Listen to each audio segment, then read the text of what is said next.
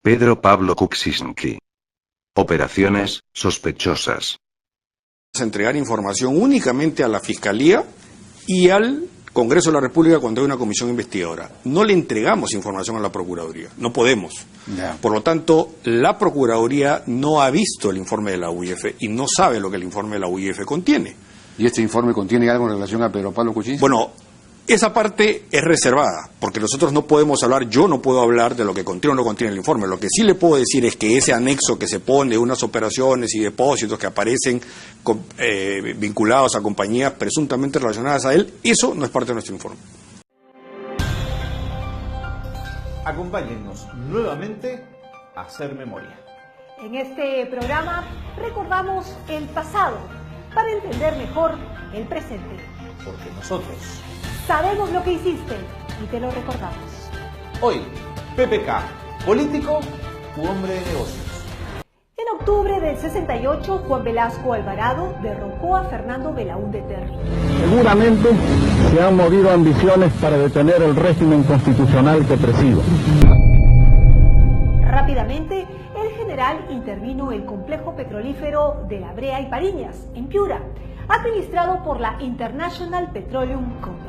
Acaba de promulgar el decreto ley que ordena la inmediata expropiación de todo el complejo industrial de La Brea y Pariñas. A pesar de la confiscación militar, la compañía pudo retirar del sistema financiero peruano 115 millones de dólares mediante el Banco Central de Reserva del Perú. La responsabilidad recayó en los gerentes del BCR, entre ellos Pedro Pablo Kuczynski, según consta en la relación oficial de funcionarios publicada en la memoria de 1968. Sin embargo, antes del golpe militar ya se había producido el escándalo de la famosa Página 11. Esta no era otra cosa que la página del contrato donde la International Petroleum Company se comprometía a pagar determinado precio por barril de petróleo explotado en La Brea y Pariñas. Pero de pronto, la compañía no estaba de acuerdo con el precio que había suscrito. Y el gobierno no podía probar que la IPC había incumplido el contrato, pues la página 11 del acuerdo había desaparecido. Las indagaciones de la época lo señalaron a PPK como el responsable de haber facilitado tributos y exoneraciones indebidas a favor del Standard Oil, empresa ligada a la IPC. En 1980, PPK regresó al Perú de la mano de Fernando Belaúnde. Esta vez, como ministro de Energía y Minas, creó la Ley 23231, más conocida como la Ley Kuczynski.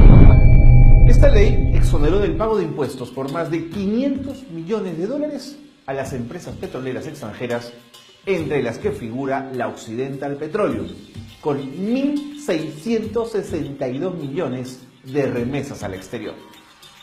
Más tarde, en el 2001, PPK fue nombrado ministro de Economía y Finanzas en el gobierno de Alejandro Toledo. ¿Y saben qué?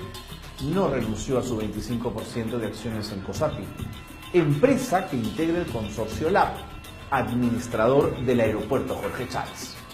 Coincidentemente, entre el 2001 y el 2002 se dictaron 4 decretos de urgencia para que el Estado asuma la cobertura por riesgo de las empresas aeroportuarias.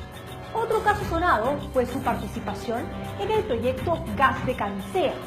Como asesor de Han Oil, participó en el diseño de la empresa para solicitar el lote 56 y como ministro le entregó a Han Oil ese lote que tenía reservas probadas de gas para que lo dedique a la exportación. El 2005, en su calidad de primer ministro del gobierno de Alejandro Toledo, promovió el cambio de la ley para que el gas del lote 88, reservado para el consumo interno, también se dedique a la exportación, favoreciendo ¿a quién? A la empresa Han Oil. ¿Te molestó aquella portada de Susana de la Puente con el titular Cuchi Cuchi con Kuczynski?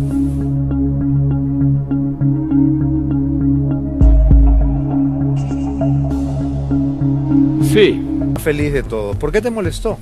Porque yo estaba en Nueva York haciendo la primera emisión de bonos del Perú en 70 años. El Perú no había tenido el acceso al crédito en 70 años. Hicimos un enorme esfuerzo. Y Caretas sacó, que estaba en el viaje conmigo, sacó el día en que íbamos a hacer la emisión esta portada, ¿no? Y un poco dando el mensaje que la banquera que salió en la portada, pues se había insertado en esto haciéndome ojitos, ¿no? Eso es un poco el mensaje que se daba. Y era una insinuación... Una insinuación, pues, sexual, ¿no? Y la verdad que eso no era cierto. La dama es muy atractiva, muy simpática, pero el banco que se seleccionó por unas medidas absolutamente objetivas. No por unos ojitos. Así es. Y además porque le quitaba absolutamente el mérito al trabajo que estaban haciendo. Exacto. Y en realidad se seleccionaron a dos bancos, el Citibank y el JP Morgan. Ella estaba con el JP Morgan, Susana de la Puente. Y hoy, por ejemplo, el hombre en Citibank que se ocupó de la emisión es el probable sucesor como jefe de todo Citibank en el mundo. O sea que no nos equivocamos tanto, ¿no? ¿Sigues creyendo que la altura impide que el oxígeno llegue al cerebro de los serranos?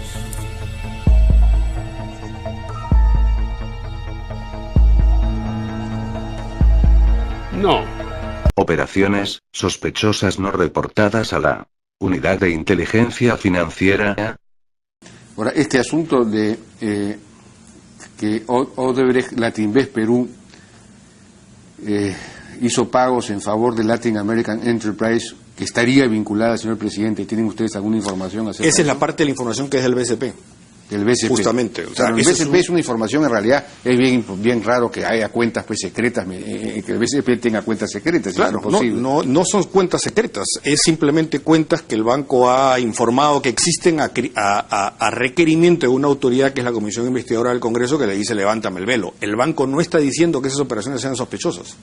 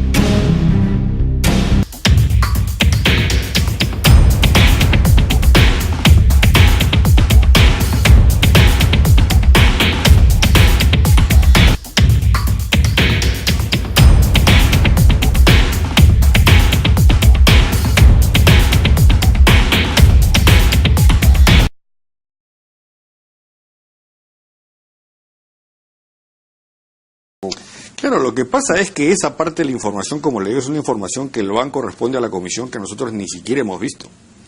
Claro. Entonces, sobre eso no ha habido ni siquiera la posibilidad de que la UIF entre a tratar de hacerle un seguimiento y tratar de hacer un análisis de qué cosa es lo que ha ocurrido en esas operaciones y cuáles son las vinculaciones, porque eso no ha sido parte de nuestro informe.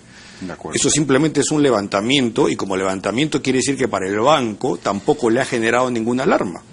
Porque si el banco hubiera tenido una alarma, entonces hubiera generado un reporte de operación sospechosa que hubiera integrado ahí sí todo nuestro informe, que fue remitido antes a la Fiscalía y después al Congreso, ¿no?